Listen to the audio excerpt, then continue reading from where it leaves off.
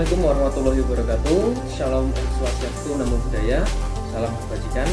Perkenalkan, saya Eri Bambang Budi Sumowo, mahasiswa Fakultas Hukum Universitas Negeri Semarang. NIM 81141831. Jadi dalam video kali ini saya ditemani oleh rekan-rekan saya, yaitu Assalamualaikum warahmatullahi wabarakatuh. Perkenalkan, nama saya Mohirul Anam, NIM 8114181315. Assalamualaikum warahmatullahi wabarakatuh.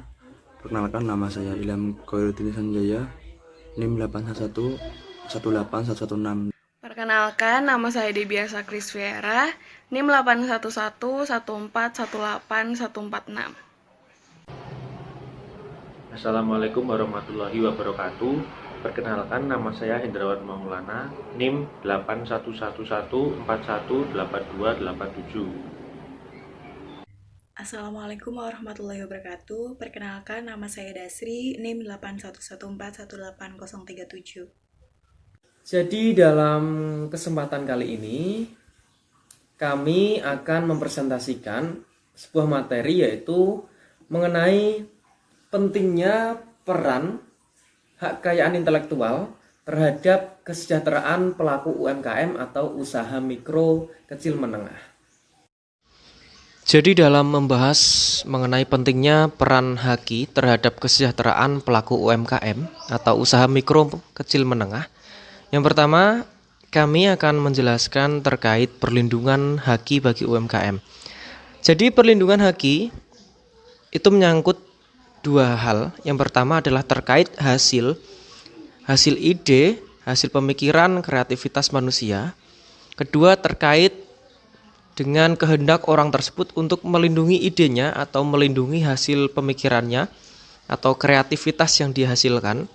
Sehingga secara umum tujuan dari sistem perlindungan HAKI bisa diterapkan untuk melindungi masyarakat yang ingin melindungi karyanya.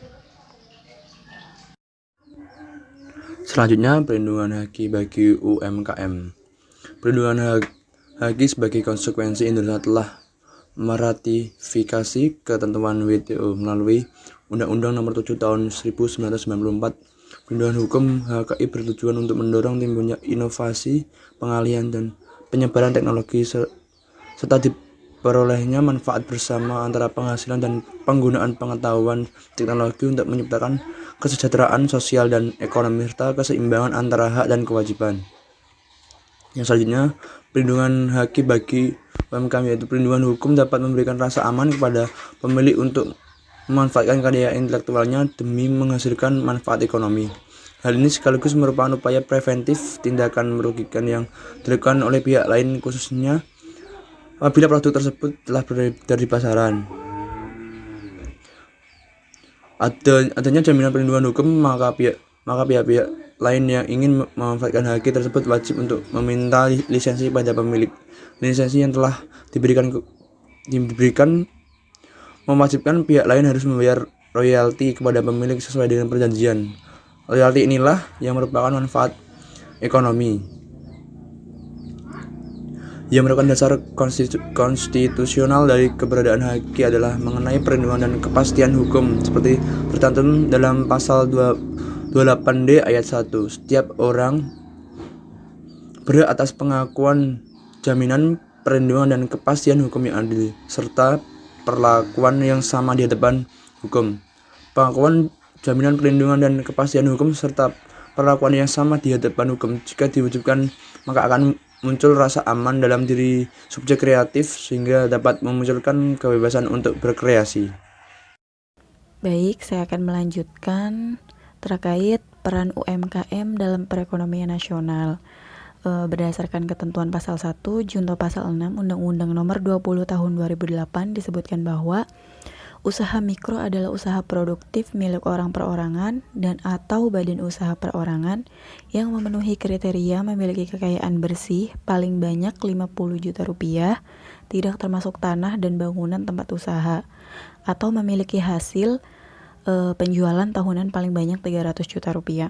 Selanjutnya terkait usaha kecil, yakni usaha kecil adalah usaha ekonomi produktif yang berdiri sendiri, yang dilakukan oleh orang perorangan atau badan usaha yang bukan merupakan anak perusahaan atau bukan cabang perusahaan yang memiliki, dikuasai, atau menjadi bagian baik langsung maupun tidak langsung dari usaha menengah atau usaha besar yang memenuhi kriteria memiliki kekayaan bersih lebih dari 50 juta rupiah atau sama dengan paling banyak 500 juta rupiah, tidak termasuk tanah dan bangunan tempat usaha atau memiliki hasil penjualan tahunan lebih dari 300 juta rupiah sampai dengan paling banyak 2 miliar 500 rupiah.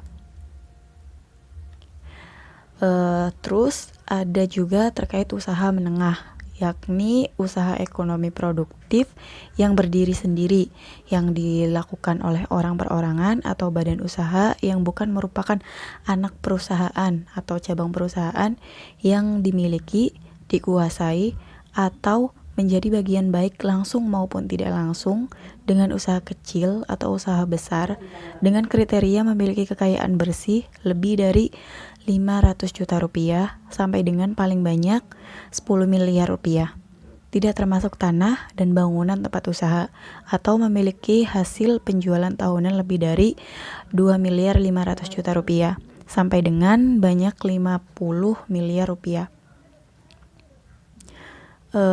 Selain menggunakan nilai moneter sebagai kriteria untuk menentukan jenis UMKM, sejumlah lembaga pemerintah seperti Badan Pusat Statistik atau BPS selama ini juga menggunakan jumlah pekerja sebagai ukuran untuk membedakan skala usaha antara usaha mikro, usaha kecil, usaha menengah, dan usaha besar.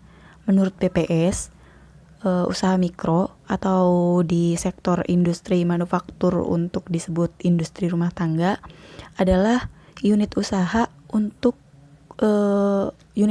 dengan jumlah pekerja tetap hingga 4 orang. Jadi tetapnya itu sampai 4 orang. Lalu usaha kecil antara 5 hingga 19 pekerja dan usaha menengah antara 20 sampai dengan 99 pekerja. Jadi lebih banyak di antara ketiganya itu di usaha menengah, yaitu 20 pekerja sampai 99 pekerja.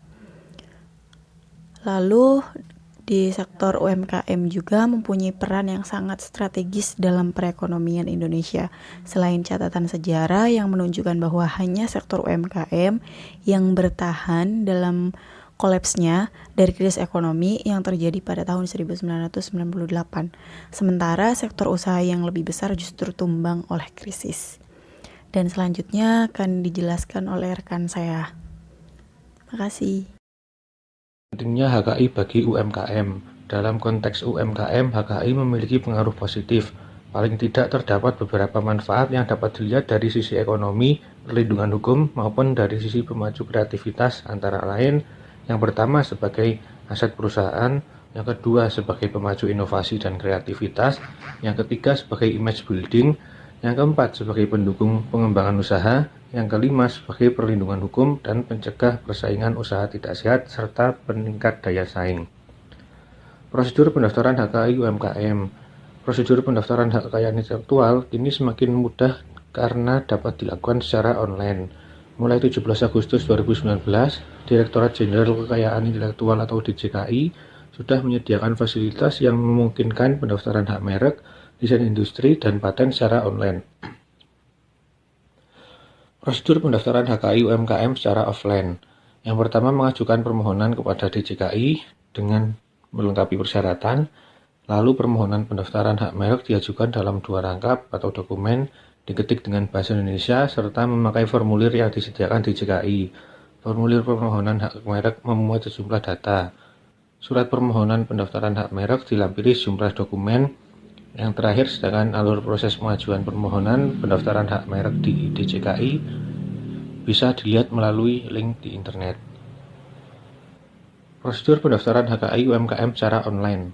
Yang pertama, sebelum memakai aplikasi merek, pengguna wajib memesan kode billing atau nomor pembayaran di Simpaki. Untuk memesan kode billing, buka situs simpaki.id di gip.go.id dan isi kolom yang tersedia. Setelah pemesanan kode billing dilakukan, lakukan pembayaran. Setelah itu, login ke aplikasi merek. Jika belum punya akun aplikasi merek, lakukan registrasi akun atau aktivasi e-filling terlebih dahulu. Aplikasi merek sudah terintegrasi dengan Simpaki untuk pengecekan kode billing. Setelah login ke aplikasi, masukkan data permohonan merek, kemudian submit data permohonan online.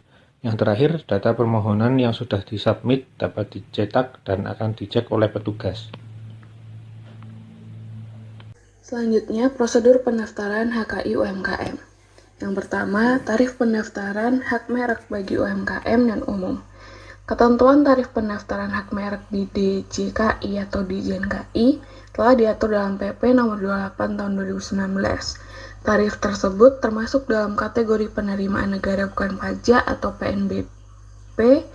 Besaran tarif pendaftaran hak merek dibedakan berdasarkan kategori pemohon, yakni umum atau UMKM, dan sarana pengajuan permohonan yaitu secara online atau offline.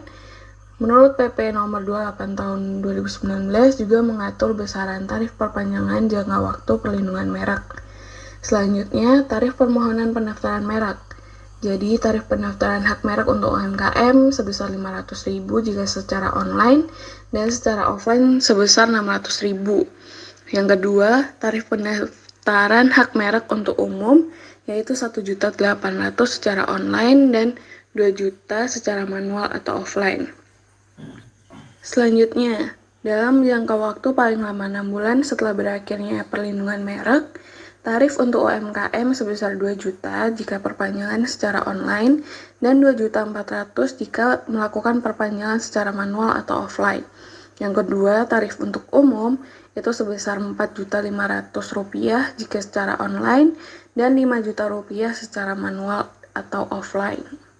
Apakah karya yang didaftarkan menjadi agunan? Hak kekayaan intelektual yang merupakan intangible asset dalam sebuah perusahaan apabila akan dijadikan kolateral harus dibudayakan dalam laporan keuangan perusahaan yang masuk dalam aktiva tidak berwujud sebagai sarana untuk mengetahui nilai aset perusahaan, khususnya nilai hak kekayaan intelektual. Di samping itu, dengan pemanfaatan dan pengelolaan intelektual kapital yang baik oleh perusahaan dapat membantu meningkatkan kinerja perusahaan yang berakibat nilai pasar perusahaan akan meningkat, sehingga menjadi nilai tambah bagi perusahaan untuk mendapatkan akses kredit di perbankan.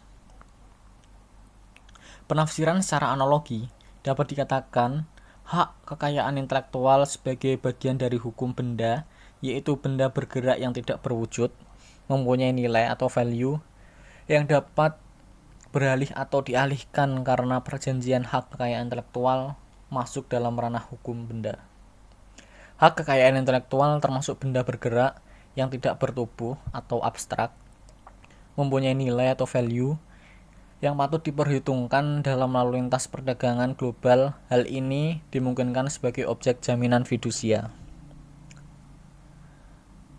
Bank wajib mempunyai keyakinan berdasarkan analisis yang mendalam atas itikat baik dan kemampuan serta kesanggupan nasabah debitur untuk melunasi utangnya atau mengembalikan pembiayaan dimaksud sesuai yang diperjanjikan. Sehingga bagi bank yang konservatif dapat menafsirkan bahwa kepastian pengembalian kredit disertai dengan jaminan. Kewajiban mengikat benda sebagai agunan untuk fasilitas kredit dengan prinsip kehati-hatian yang diatur dalam berbagai peraturan Bank Indonesia yang bersumber pada pasal 29 Undang-Undang Nomor 10 Tahun 1998 membuktikan bahwa pentingnya lembaga jaminan dalam pemberian kredit perbankan. Fungsi pendaftaran hukum kekayaan intelektual menjadi penting dan disyaratkan oleh Undang-Undang Hak Kekayaan Intelektual. Selain berguna sebagai alat bukti yang sah atas hak kekayaan intelektual yang terdaftar, pendaftaran hak kekayaan intelektual juga berguna sebagai dasar penolakan terhadap hak kekayaan intelektual yang sama keseluruhannya atau sama pada pokoknya yang dimohonkan oleh orang lain untuk barang atau jasa sejenis. Perlindungan hukum terhadap hak kekayaan intelektual diberikan melalui proses pendaftaran hak kekayaan intelektual. Cukup sekian yang dapat kami sampaikan. Terima kasih untuk segala pihak yang telah menonton video ini, dan sekaligus kami sampaikan mohon maaf yang sebesar-besarnya atas segala kesalahan serta kekurangan yang kami lakukan. Billahi taufiq wal hidayah. Wassalamualaikum warahmatullahi wabarakatuh.